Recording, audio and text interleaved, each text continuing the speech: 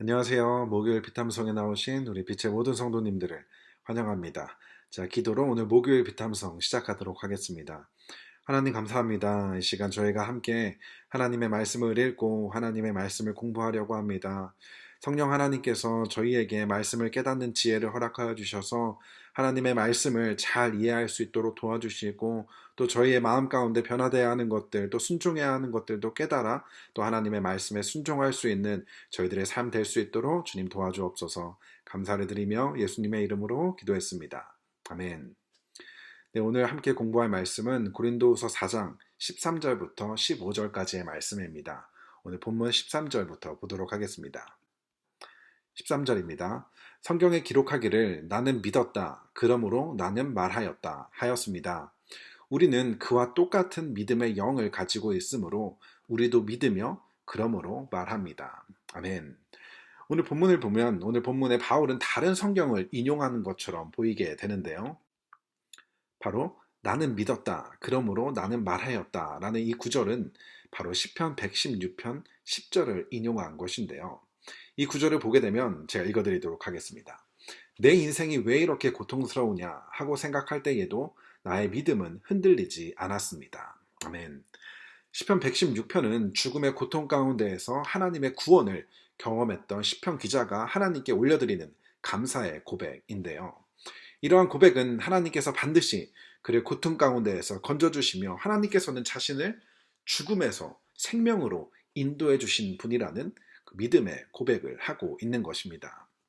그리고 이러한 믿음의 고백은 시편 기자뿐만이 아니라 예수님을 믿는 우리 모두의 고백이 되어야 하는데요. 그 이유는 오늘 본문에서 이야기하는 것처럼 이 시편 기자와 똑같이 우리도 믿음의 영을 가지고 있기 때문입니다.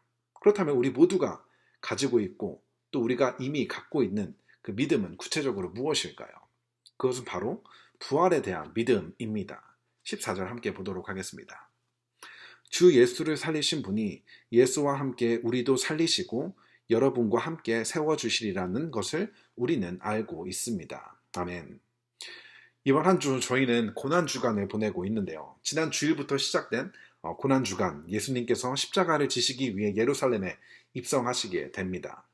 그리고 오늘 목요일에는 예수님께서 제자들과 마지막 유월절 식사를 하게 되시고 내일 금요일이 되면 예수님께서는 붙잡히시고 십자가에 달려 죽으시고 무덤에 들어가시게 됩니다.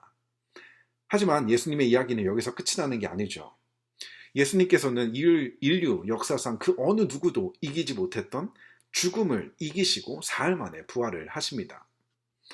그리고 이러한 부활은 예수님에게서 끝나는 것이 아니라 예수님으로부터 시작이 되어서 예수님을 믿는 우리 모두도 예수님의 부활을 경험하게 된다는 것입니다. 이것이 바로 복음의 완성이고 우리의 믿음의 핵심인 것이죠. 그렇기 때문에 우리는 복음을 굿뉴스라고 이야기할 수 있는 것입니다.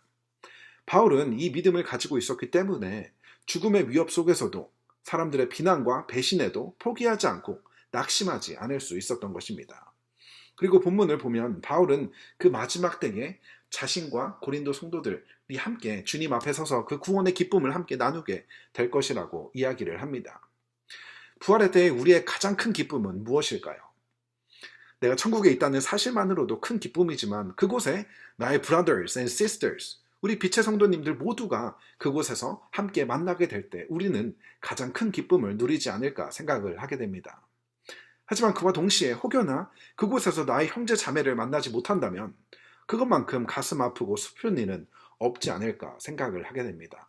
그렇기 때문에 바울은 어떠한 고난과 시련이 온다 하더라도 그 복음을 전하는 일을 멈추거나 포기하지 않았던 것입니다.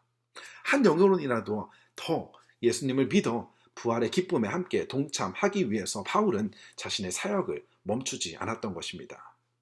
바울은 결코 자신의 유익을 위해 복음을 전하며 다닌 것이 아니라 한 영혼이라도 더 큰 부활의 기쁨에 동참하기 위해서 또 그로 인해 영광 받으실 하나님을 위해서 일을 했던 것입니다.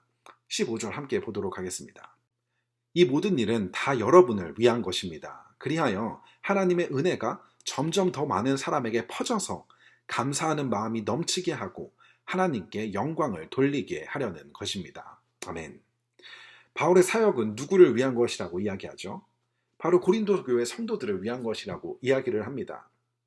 바울이 전한 그 복음을 고린도 교회 성도들이 듣게 되고 그들이 부활에 동참하게 되며 그들 역시 또 다른 누군가에게 복음을 전하여 계속해서 복음을 전염시키는 더 많은 사람들이 이 구원의 은혜를 경험하고 부활의 기쁨과 하나님을 향한 감사의 마음이 넘치게 하여서 이들 모두가 하나님께 영광을 올려드리게 하는 것. 이것이 바로 바울이 사도로 부름받은 사명이며 그 복음을 전해받은 우리 역시도 감당해야 하는 사명이라는 것입니다. 예수님이 보여주신 너를 위한 희생하는 나의 삶이 지치고 힘들 수는 있겠지만 예수님의 사역의 마지막에 그 영광스러운 부활이 있다는 사실을 우리 모두가 기억하면서 그 부활의 때에 나의 형제 자매들과 함께 그 기쁨을 나눌 수 있는 우리 모두가 되었으면 좋겠습니다. 하나님 감사합니다. 자격 없는 저희를 하나님의 자녀 삼아 주시고 예수님의 부활의 기쁨에 저희를 동참하게 하여 주시니 감사를 드립니다. 우리가 받은 그 은혜를 또 다른 누군가에게 나눌 수 있는 우리 모두가 되게 하여 주셔서 저희에게 맡겨주신 이웃들 그 부활의 때에 한 영혼도 잃어버리지 않는 그래서 함께 그 구원의 기쁨을 나누고 누릴 수 있는 우리 모두가 되게 하여 주옵소서. 감사를 드리며 예수님의 이름으로 기도했습니다. 아멘.